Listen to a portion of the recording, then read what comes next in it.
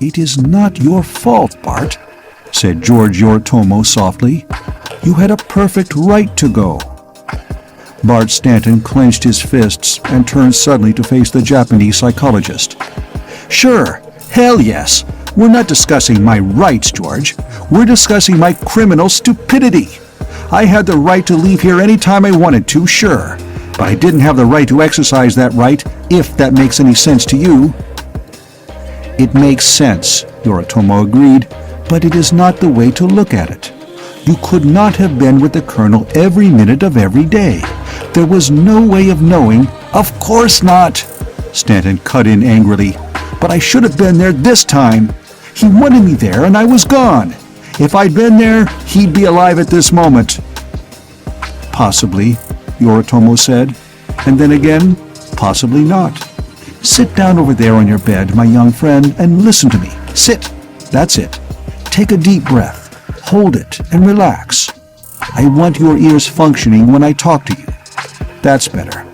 Now, I do not know where you went. That is your business. I went to Denver," Stanton said. "And you found?"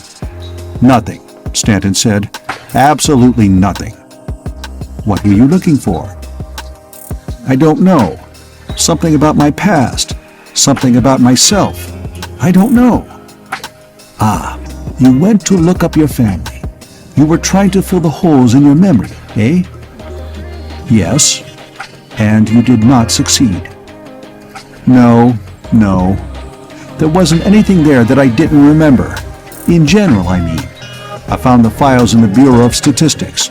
I know how my father died now, and how my mother died, and what happened to my brother. But all that didn't tell me anything. I'm still looking for something, and I don't know what it is. I was stupid to have gone. I suppose I should have asked you or Dr. Farnsworth or the Colonel. "But you thought we wouldn't answer," Yoritomo said. "I guess that's about it. I should have asked you." Yoritomo shook his head. "Not necessarily. It was actually better that you looked for yourself. Besides, we could not have given you any answer if you yourself do not know the question. We still can't." "I have a feeling," Stanton said, "that you know the question as well as the answer." "Perhaps, perhaps not. But there are some things that every man must find out for himself. You were right to do as you did.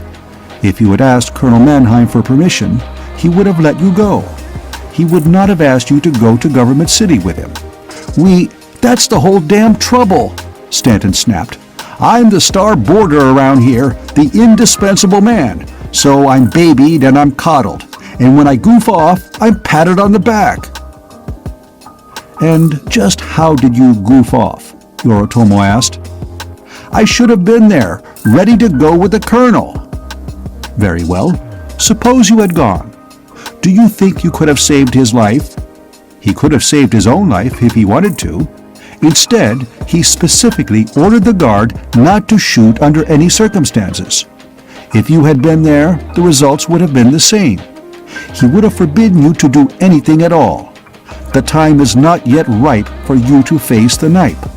You would not have been able to protect him without disobeying his orders." "I might have done just that," said Stanton. Yoritomo was suddenly angry. "Then it is better that you were in Denver, young fool. Colonel Walter Mannheim believed that no single human life is worth the loss of the knowledge in that alien's mind. He proved that by sacrificing his own life when that became necessary. I'd like to think that I would have done the same thing myself.